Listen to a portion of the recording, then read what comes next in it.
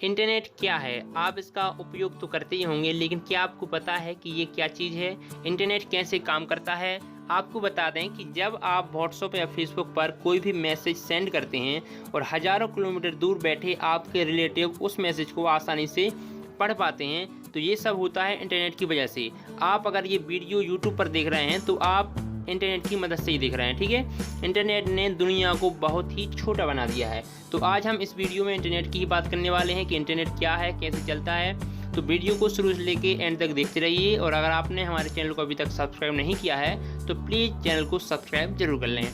तो सबसे पहले बात करते हैं इंटरनेट है क्या। तो इंटरनेट का फुल फॉर्म होता है इंटरनेशनल नेटवर्क ऑफ कंप्यूटर, मतलब दो या दो से अधिक कंप्यूटरों को आपस में कनेक्ट करना या उन्हें जोड़ना, ठीक है।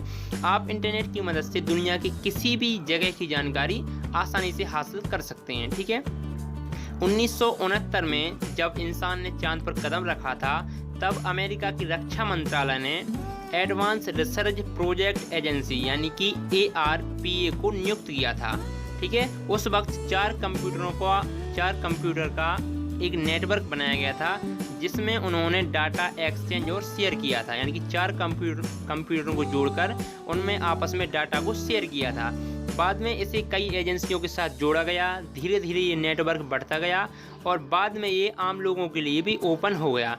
इंटरनेट की सबसे अच्छी बात ये है कि इंटरनेट पर किसी भी एजेंसी का कंट्रोल नहीं है, यानी कि इसका कोई एक मालिक नहीं है कि वो ही डिसाइड करेगा कि क्या इंटरनेट को चलाना है क्या नहीं चलाना है, ठीक है।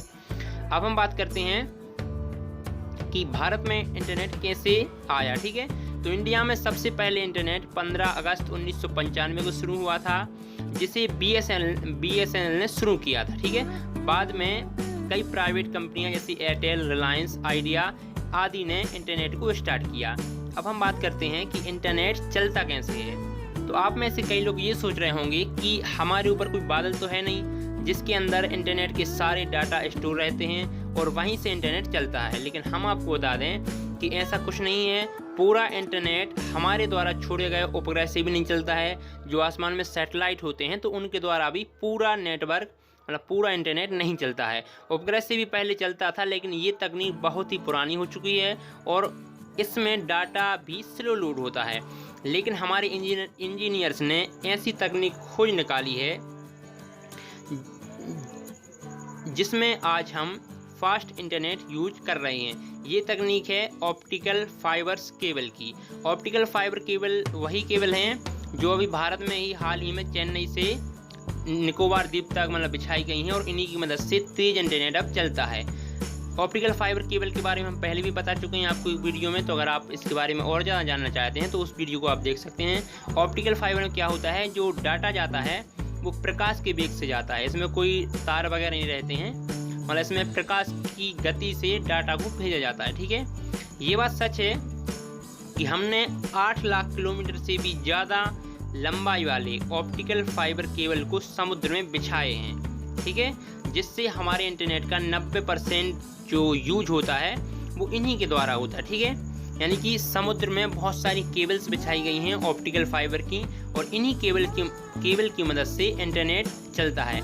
इंटरनेट बेसिकली बहुत सारे कंप्यूटर को आपस में जोड़कर डाटा एक्सचेंज का एक मतलब पूरा नेटवर्क है। अगर आपको कोई भी इमेज डाउनलोड करनी है तो वो कहीं से अपलोड हुई होगी, तभी आप यहाँ पर उसको डाउनलोड करवा रहे हैं। यानी कि इतनी स्पीड से ये चलता है कि आपको मालूम नहीं चलता कि ये डाटा कहाँ से आया है। अमेरिका में कोई अगर फोटो वहाँ पर अपलोड हो रही है तो आपके पास यहाँ पर तुरंत आ जाती है, क्योंकि प्रकाश की गति से इंटरनेट चलता है तो बहुत ही स्पीड से चलता है, ठीक है। ऑप्टिकल फाइबर केबल बिछाए जाते हैं जिनमें कम नुकसान और कम लागत आती है। समुद्र में बहुत सारे ऑप्टिकल फाइबर केबल बिछाए गए हैं, लाखों किलोमीटर तक बिछाए गए हैं, जिससे इनका थोड़ा खर्च भी कम आता है और स्पीड भी बहुत तेज रहती है, ठीक है। क्योंकि केबल को समुद्र में बिछाया जाता है जिससे बड़े बड़े जहाज भी चलते हैं, और कभी भी जहाज के लंगर से भी ऑप्टिकल फाइबर को नुकसान हो जाता है। यानी कि जहाज जब चलते हैं तो उनके नीचे के लंगर लगा रहता है, तो उससे भी ऑप्टिकल फाइबर को बहुत ज़्यादा नुकसान हो जाता है और टूट जाती हैं। ऐसा ही कुछ हुआ था 2008 में, जब इजिप्ट में कम से कम 70% इंटरनेट को बंद करना पड़ा था, ठीक है। वो बंद हो गया था क्योंकि जो केबल है वो टूट गई थी, ठीक है।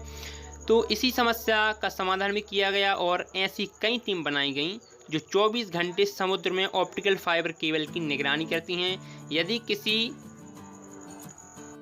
यदि कहीं किसी ऑप्टिकल फाइबर केबल में नुकसान होता है तो ये टीमें उसे जल्दी ही ठीक कर देती हैं।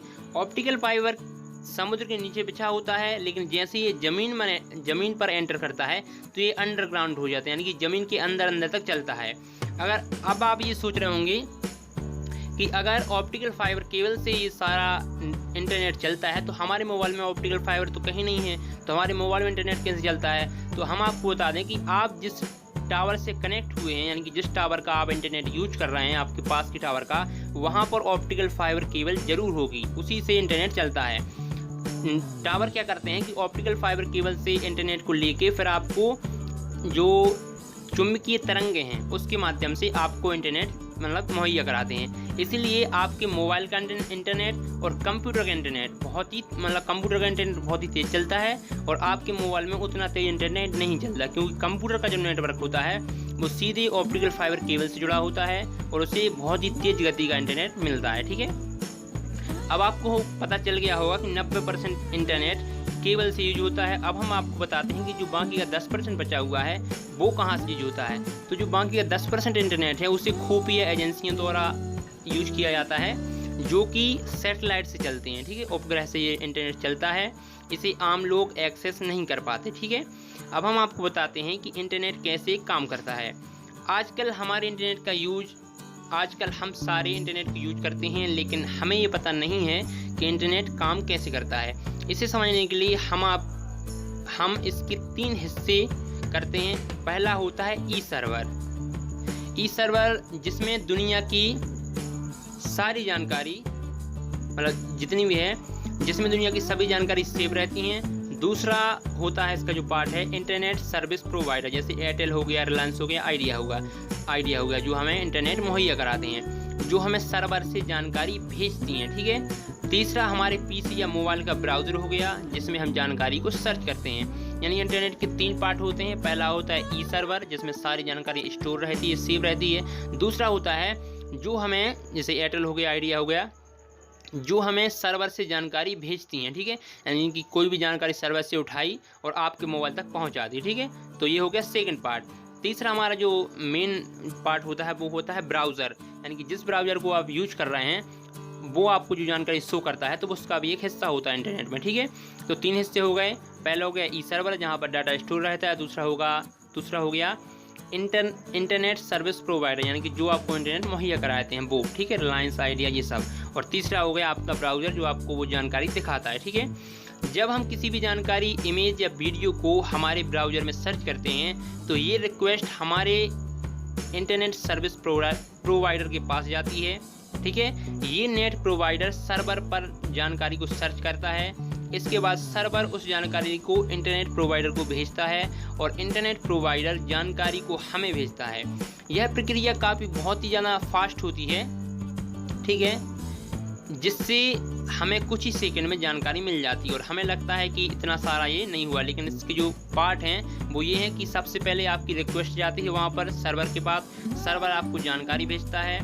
ठीक है, आप यहाँ पर फोटो भी देख रहे होंगे कि कैसे एक सर्वर जानकारी भेज रहा है और वहाँ से फिर आपको जानकारी आ रही है। ठीक है, तो अब आप जान गए होंगे कि इंटरनेट क्या है और ये कैसे काम करता है। अगर ये आपको जानकारी अच्छी लगी है तो अपने दोस्तों के साथ ज़रूर शेयर करें, और अगर आपको वीडियो पसंद आया है तो प्लीज़ इसे लाइक करके ज़रूर जाएं। आशा करते हैं आपको इंटरनेट के बारे में सारी जानकारी समझ में आ गई होगी कि इंटरनेट कैसे चलता है, कैसे ये काम करता है। ठीक है, मिलते हैं अगले वीडियो में।